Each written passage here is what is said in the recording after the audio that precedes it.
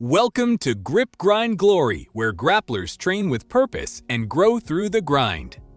And now, your host thought-provoker and fellow grinder, Anna Janovics. Hello my dear friends, this is Anna from Grip Grind and Glory. This is episode 6 and today we're going to be talking about what keeps you going. Let's dive in.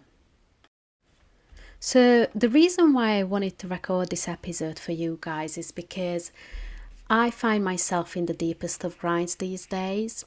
And the other day I was looking at what other people in my area of work are doing on social media, which I never did before. And I tried to imagine whether it was the same for them at the beginning as it is for me now. I've only started Grip Grind Glory recently, and it almost feels lonely when I work on it. I set my expectations right, so it's not a surprise. I was expecting it, but I asked myself the question the other day, how long would you keep going if no one sees you? Let's say no one will join me on my quest and no one will listen to my podcast and sign up to join me in the challenges. You know, it could be another year or two until people engage with our content. And so I think I rightfully asked the question, how long are you going to keep going for? And that question made me realize that I've actually kept going for all my life because no one ever cheered me on. I was an underdog in a way, and so no one wanted to sort of work with me, but I still kept going. Not just in sport, but in finding my own way, in many areas of work and in my personal life as well. But obviously, as it is with me, it's mostly trackable in my sport life, as that's what's always been there for me. I had a longer phase when I did mountain biking and I was completely alone in it. I didn't have a coach, I didn't have a training partner. I just, sometimes I did, but mostly I didn't. And I remember choosing this sport over anything else because it was out in the nature, up in the mountains, which I love. So I just trained once or twice every day, competed, and I did achieve things. So yes, I realize now that I just keep going when there's absolutely no one to see me. And I believe a lot of you, my fellow grapplers, are in the same shoes. So I thought it's worth an episode to look at why we might keep going. What first occurred to me when I asked myself this question was that back in the days, I so wanted to fit in and be accepted that I now believe that's why I did all the sport things, no matter what. They always came first in my life, over parties, over everything. It's not glamorous, but it's true. Obviously, I'm not proud of it. I was strong, I was fit, and it did mean a lot to me. I was in my teens and 20s. And when friends saw me, it was always about how much I train and what things I'm able to do and so on. And that felt really good. They kind of looked up to me for it. Whether it was the only reason, it's really hard to say now in retrospect, but I'm sure it was the biggest slice of the cake, which I don't consider the best motivator these days for reasons I talked about in earlier episodes. But it was, what it was. I'm just glad I'm not in that space anymore. I believe a lot of people, like a lot of them, do things to be accepted, to gain permission. That's why I'm mentioning this here and now. It's very cool to do a martial art, I suppose. You can show off online and stuff. These days, when, things are more complicated and I have loads to do and places to be, I still keep going. I have developed this discipline in my life in certain areas that I'm not willing to let go of. For example, 7 years ago, I went plant-based and nobody, but not a single soul, stood with me. And what's even worse, I always got questions questioned why I chose this, and it's not going to be good for you, and what about your health, and so on. But it just felt good. It still does. And I developed certain beliefs that this diet supported. And even though people in my life were totally puzzled, not that it's anyone's business what I eat and why, I just pushed through the noise and kept going. And with this diet change, I think I had a very strong belief that this was what's best for me. And if something is the best for you, you just keep going because you honor yourself, I think. Well, if you're in that space that you love yourself and you are your own best friend, where you really should be. But more on this later. Same with sports. I'm over 40 now, and I just don't want to look saggy. I don't want to not have the strength to take my kids to different adventures, and overall I don't want to lose what I've built. I mean, I've been building myself for over 30 years now, so yeah, I just keep going to the gym, to the dojo, even though most of the times, and this is striking me every single time I start to think about it, most of the time I don't feel like going. Not to the dojo, that's a different story, but to the gym, I certainly don't. And I believe that the reason for going anyway, for doing things no matter what, is because I promised myself I would. I told myself in the morning when I woke up, I had this plan in my head and I'm going to honor it. Best thing to do is not to think about it, just go, obviously. And you push through the discomfort every day. You just show respect to yourself. But where does that willingness come from? I ask myself. That will to keep going just because you said you would. And I have been thinking about this a lot, preparing for this episode. I personally don't remember one specific moment where I made this promise to myself, but you might do for yourself. For me, it didn't come, with a dramatic scene or anything like that, but rather over time, somewhere, between being overlooked back in the days and letting myself down one too many times. I think there was a moment, maybe you've had it too, where you realize no one's coming to save you. And this realization is quite profound when it sinks. That there is no coach or teammate or parent or friend. It's just you and only you. You can only rely on yourself to lead the life you want.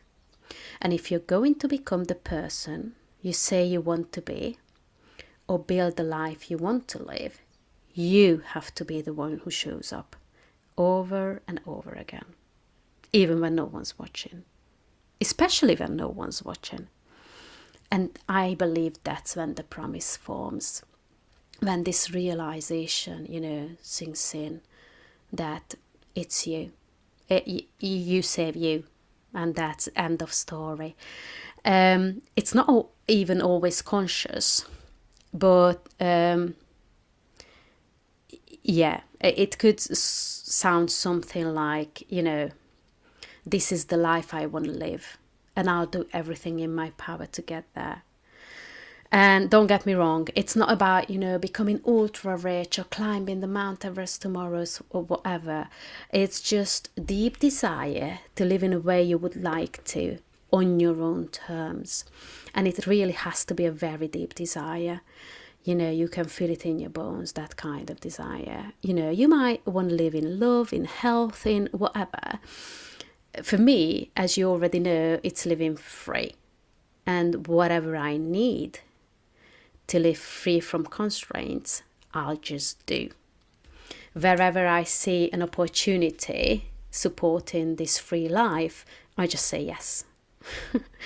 As I said before, I truly believe that physical strength is a big part of being free from all things, not just, illnesses and those kind of things, but rather free to move around, have the confidence to say no. That's an amazing feeling. It still is.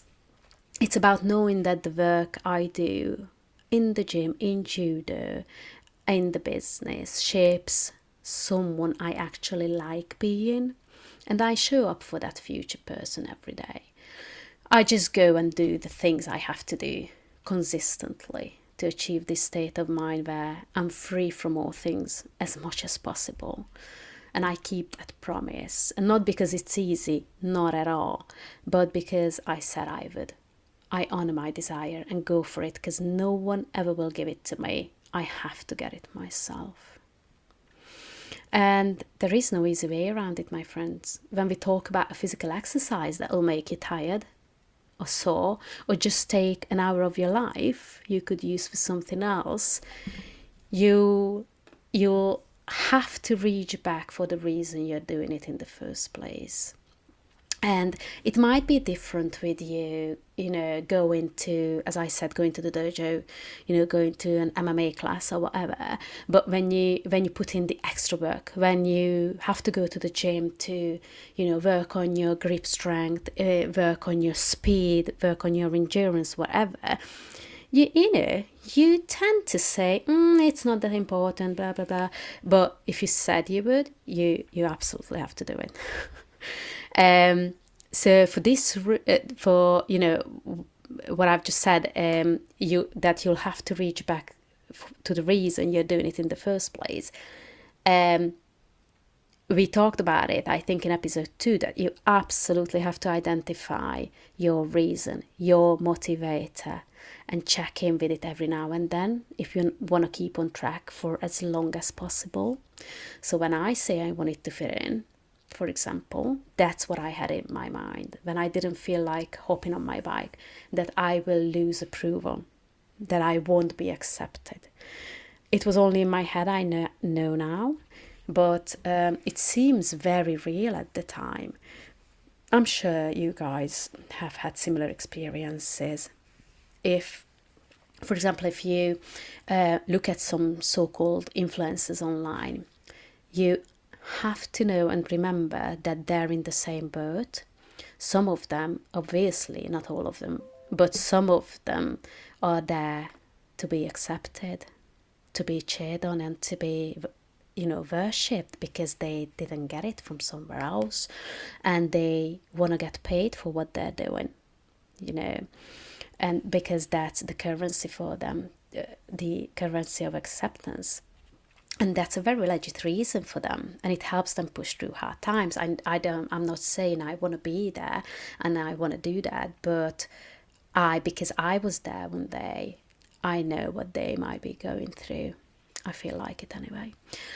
And for me these days, there's something about judo that that makes me feel free. I'm strong for it, and maybe that strength or the skills I'm gaining along the way, I don't know yet what it is.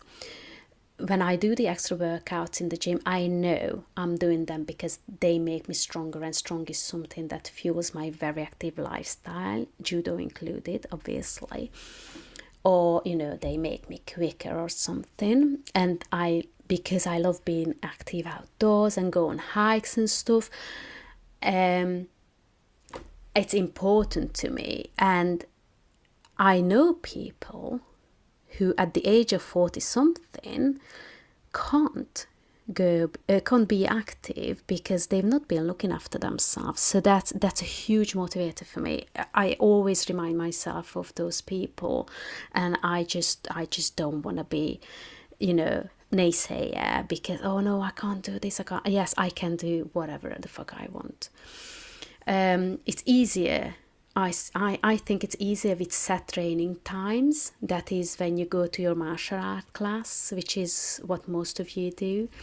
They sort of tell you when you can go. They'll give you a timetable, and if you don't go, you just miss out. So there's an external push there. You don't want to be missing out, all right? It's about the days you go, I suppose, when you have a full membership, which days you choose and whether you have other commitments and those kinds of things. With gym work, though, it's slightly different, I suppose, because you can go whenever it suits, right? The question stays, when does it really suit?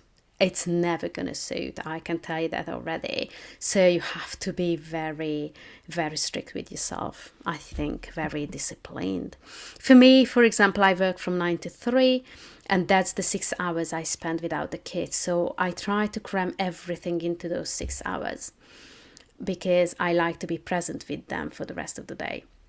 I would first do all the creative bits for the business, but the caveat in that is that it carries me away big time. I get into a state of mind that sort of captivates me, and this is a loophole. I don't know how to jump just yet, but I'm sure I'll find a better way one day. With admin, it's easier because I don't like it, so I get to escape it by going to the gym. In the morning, I would normally say to myself that the last time slot I can go to the gym is XYZ, usually sort of 1 to 1:30 p.m. So when the time approaches, slowly I feel the pressure and I finally get going.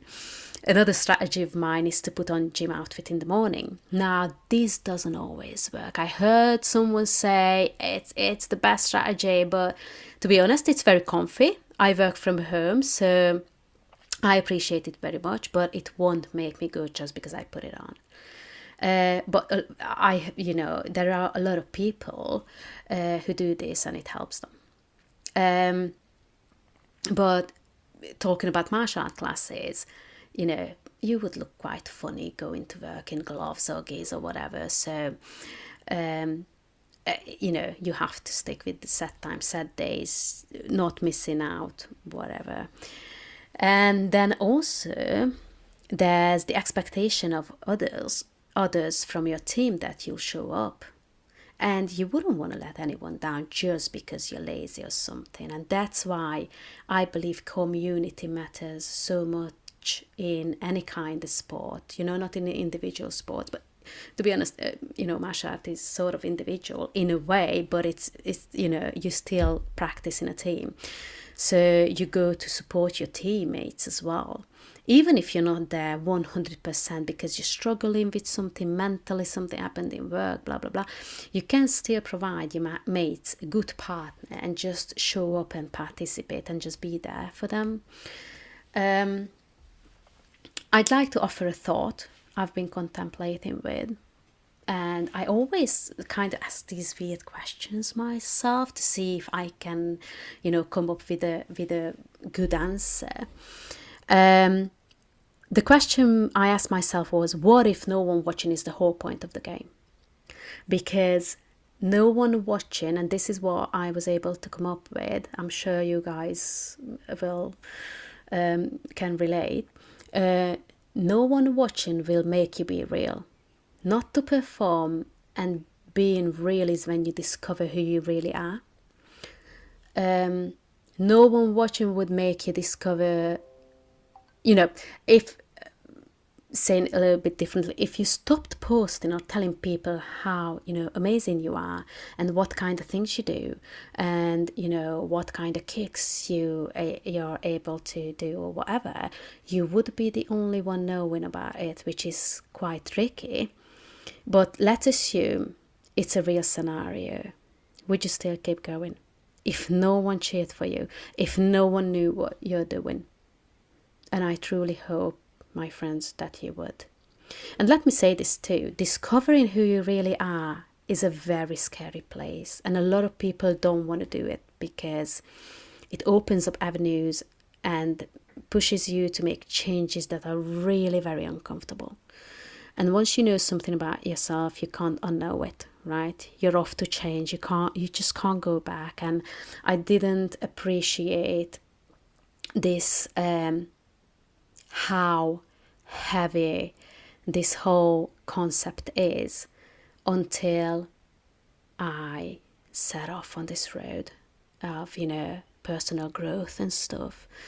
I once read something, and unfortunately I don't remember what or where it was, but it said that please only read this book if you're ready to give up your current life and start a new one, basically.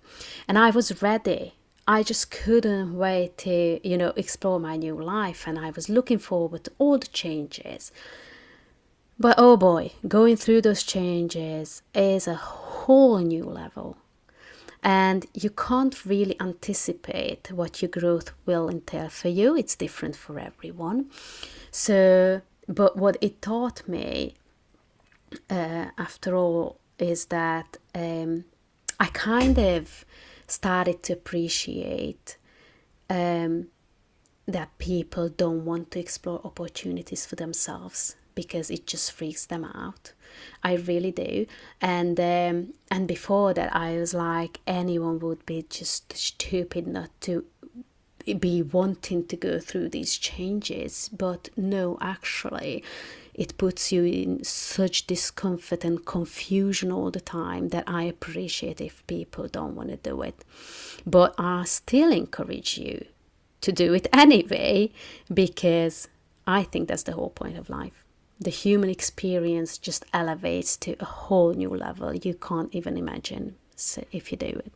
So for me, for the new business, for Grip Grind Glory, I have to show up on social media, which is extremely challenging for me because I'm not used to sharing snippets of my life, and I've never used social media. I just didn't feel I needed approval. I think that's why people do it, to be honest. Or, they just consume information, which is not something I do. I'm a creator, not a consumer. And I'm not interested to hear what anyone thinks about my ideas and, those kind of things. So I don't usually think of what would interest who and, just put on the camera while I'm doing something, because it totally interferes with my freedom principle, doesn't it? As soon as you start thinking about sharing and stand here, not there, put on the light and do this, not that, this way, hip out, legs in, what have you, because that will look good and that's what people will like, you lose your authenticity, your integrity, you lose control, basically the power of that particular moment and everything that comes with it. So I personally just do my things because I made a decision that I would. I don't want to post or let people know this and that. And so, but for the business, obviously, because it's a fully online business, well, hybrid, mostly online business, I have to be on social media, or the business has to be on social media. And so I had to reframe the whole social media thing into catching myself on camera as I do things rather than doing things so I can post. Nevertheless, it's not easy, but at least I'm not bothered when no one likes or comments on my posts. I'm kind of used to it. Anyway, I choose myself over anyone's comment ever. I've built this trust and I don't let go of it. On the mat, it's the same thing. I've noticed that we don't get praised as much. I don't know if it's a martial art industry thing. Sometimes not at all. But we still go and keep at it because most of us are doing it for ourselves and not to get worship. This is for adults, obviously. Kids do get praised. Always. Bless them. And it all goes back to motivation and the goal setting and getting committed. We talked about in episode 2, and just doing things for yourself because you promised yourself you would. What I feel when I don't do these things is guilt. Letting myself down is not something I do, so I feel guilty on the occasions I do, and it's quite unusual, but it does happen from time to time.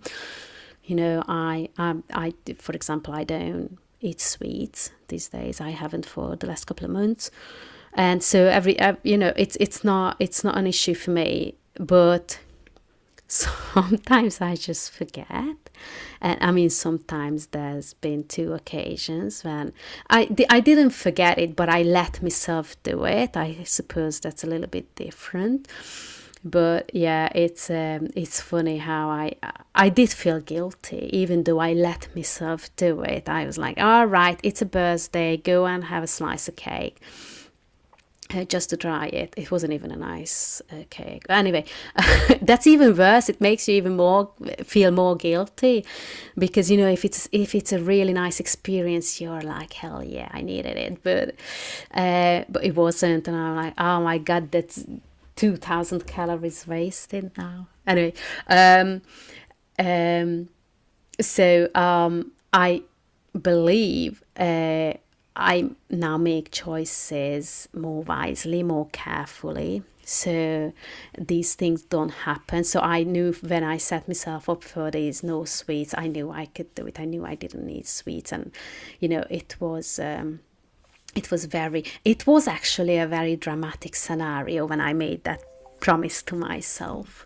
Um, that was a funny one. I just looked in the mirror in the gym and I said, all right, mate, you're here 3 times a week. You do judo as well 2 times a week. You just don't want to look like this. And I knew it was because of the sweets.